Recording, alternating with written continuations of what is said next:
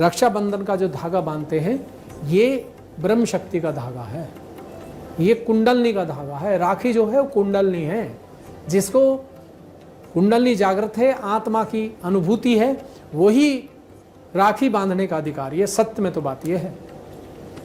और यूं लिया और भेज दिया और बांध दी और बात खत्म, साल भर तक बात नहीं करेंगे बहन भाई।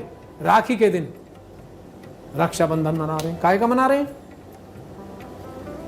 रक्षाबंधन का मतलब है एक साल में अगर मेरी बहन को कोई तकलीफ होती है तो मैं तुरंत हाजिर होऊंगा, और अगर भाई को भी कोई तकलीफ होती है तो बहन सब काम छोड़ के भाई के घर पर पहुंचेगी और मदद करेगी,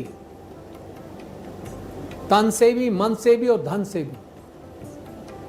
और अगर भाई को, बहन को कोई तकलीफ है तो भाई करेगा।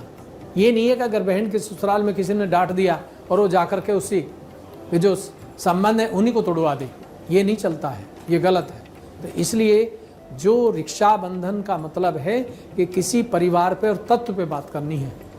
ऐसे नहीं है कि राखी बांधी और पैसे मिल गए, ठीक है, नहीं मिले तो कोई बात नहीं है और चल दिए।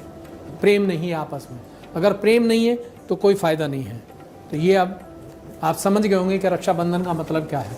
रक्षाबंधन का मतलब यही है कि जो दूसरे की दिल से, आत्मा की शक्ति से रक्षा करता है वही अधिकारी है। बंधवाने का भी वही अधिकारी है और बांधने के भी वही अधिकारी है। दोनों में प्रेम होना चाहिए और प्रेम भी शुद्ध होना चाहिए, निस्वार्थ होना चाहिए, तभी ये रक्षाबंधन मनाए जाने का अधिकार है। अगर ये प्रेम नहीं है तो आपका ना राखी बांधने से कोई फायदा है और ना भेजने से कोई फायदा है।